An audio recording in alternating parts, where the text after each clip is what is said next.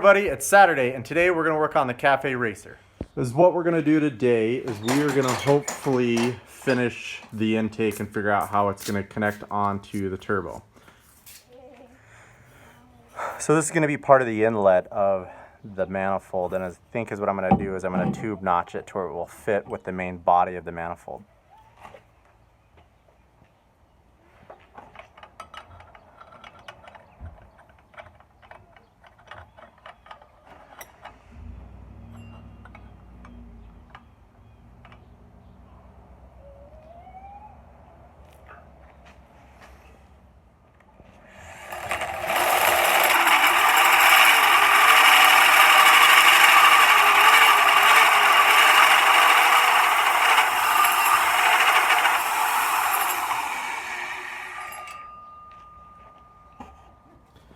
This is the finished product, so it's a little rough, kind of hard for you to see. A little rough, but we can clean that up with the flap wheel.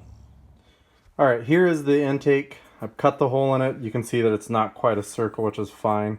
Here is going to be the inlet where the turbo is going to attach to.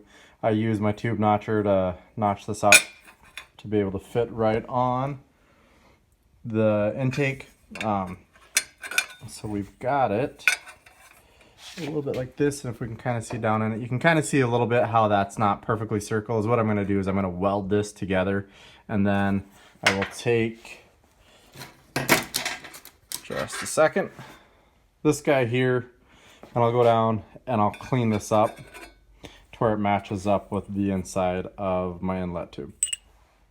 This is it. The intake is done. Well, mostly done. I'm still going to weld a little bit of a bead around the bottom of these and up here, so when the hoses are on and the intake is on, it'll give the hose clamp something to grab onto to help kind of keep them on.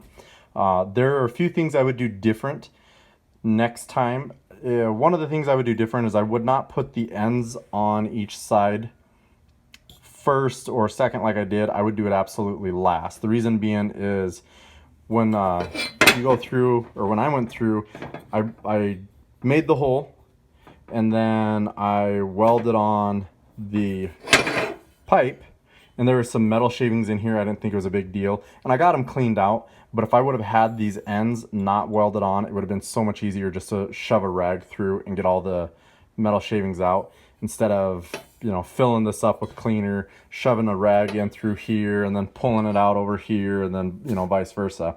The other thing I would do is when I made this, I just cut out a piece of sheet metal, stuck the tube down, welded it, and then cut around it.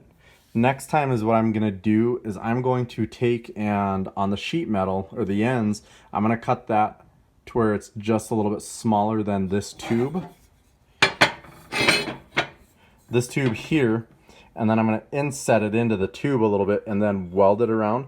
That way when I go back through and grind it, clean it up, it'll look a lot nicer. So if you look at these ends, they're not perfectly round. They do look not the greatest. And part of the reason why I don't go through and grind that down is because I'm going to start grinding down into the end and into the weld, and there'll be like a small crack. The weld will still hold the metal, but what'll happen is that's going to be an air leak. So that's why I haven't ground them down any further than what they are. They're close. I don't want to take the chance of creating a leak. I know that they're sealed. This is the first time I've done this. It's with a MIG welder. Next time I make one of these, I'm hoping to have a TIG welder, and so the welds will look nicer, and it'll be, you know, just a lot cleaner.